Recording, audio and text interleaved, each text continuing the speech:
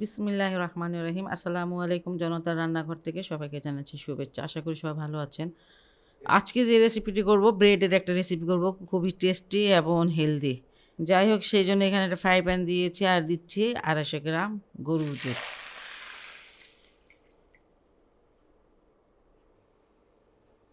এখানে 1/4 কাপ দিয়ে দিচ্ছি চিনি।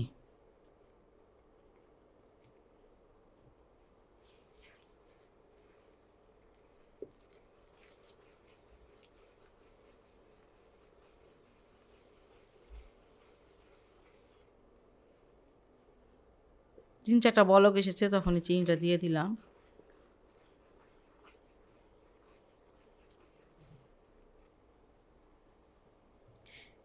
আড়াইশো গ্রাম যে দুধ নিয়েছিলাম সেখান থেকে কিছুটা দুধ আমি এখানে রেখে তারপর এখানে 2 চামচ দিয়েছি ময়দা দিয়ে এইভাবে গুলিয়ে নিয়েছি। আর এটা এখন দিব আর নাড়বো।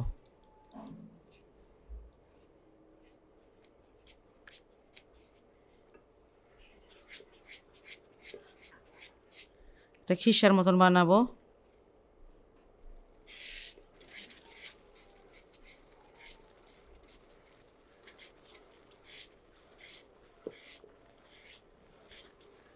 এই খিসাটা আপনার ইচ্ছা করে গুঁড়া দুধ দিয়েও বানাতে পারেন।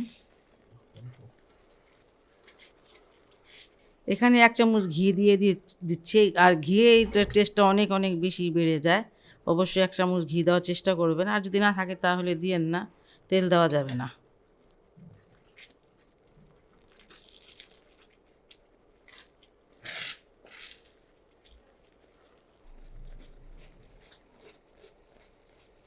আঁচটা কিন্তু এই মুহূর্তে একদম কমিয়ে দিবেন, আর আমি একদম কমিয়ে দিয়েছি। আচ্ছা, এটা এমনই একটু পাতলা রাখতে হবে, এই যেমন হবে। আর এটা এখন আমি নামিয়ে নিব, আর এটা ঠান্ডাও হয়ে গেলে তখন বেশ ঘন হয়ে যাবে। ব্রেডগুলো আমি চারিদিকটা কেটে নিয়েছি। আর এটা একদম হালকা হাতে এটা বেলতে হবে।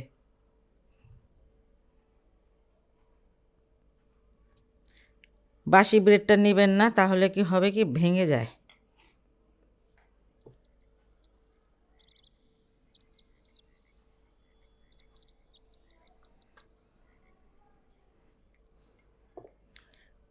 একটুখানি এইভাবে বেলুন দিয়ে একটুখানি চেপে চেপে এটাকে একটু বড় করে নেবেন, পাতলা করে নেবেন।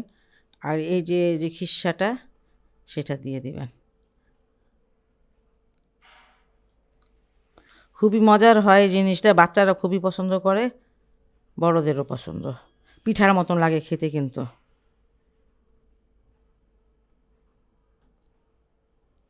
আর মাঝখানে জিনিসটা যদি আপনারা আর একটু ঘন দিতে চান সেটাও করতে পারেন।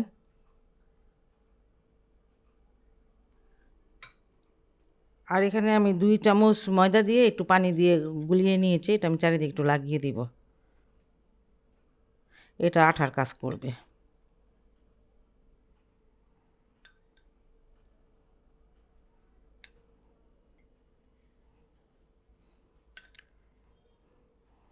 এবারে দেখেন, আস্তে করে এটা ফোল্ড করে নেব।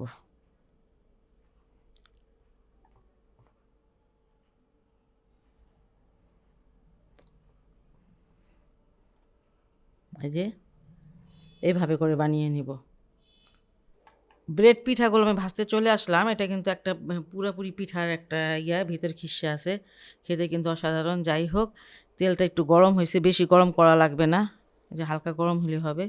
বেশি গরম তো বেশি গরম হলে হবে কি এটা পুড়ে যাবে। আচ্ছা, দুইটা দুইটা করে ভাজি, বেশি দেওয়া লাগবে না। আপনার এটা বাটার দিয়েও ভাজতে পারেন, কিন্তু আমি তেল দিয়ে ভাজতেছি, বাটার দিয়ে ভাজতেছি না। আমি উল্টিয়ে দিচ্ছি। দেখেন মাশাআল্লাহ কত সুন্দর কালার হয়েছে।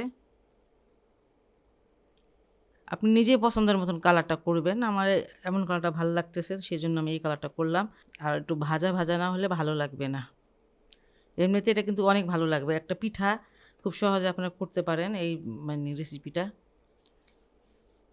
আমি 2 পিঠি উল্টে পাল্টে খুব সুন্দর করে ভেজে নিয়েছি, এই কালারটা করে নিয়েছি। দেখেন আপনাদের যেমন ভালো লাগে এমন করে ভেজে নেবেন। এই যে এখন আমি এটা নামিয়ে নিচ্ছি। এই ব্রেড পিঠাটা খুবই মজার একটি রেসিপি। আপনারা বাসায় অবশ্যই এটা ট্রাই করবেন। আর যদি আমার রেসিপিটা আপনাদের ভালো লাগে তাহলে অবশ্যই আমার চ্যানেলকে লাইক, কমেন্ট, সাবস্ক্রাইব করবেন। সবাই ভালো থাকুন, সুস্থ থাকুন, নিরাপদে থাকুন। সবসময় এই দোয়াটা করি। আল্লাহ হাফেজ।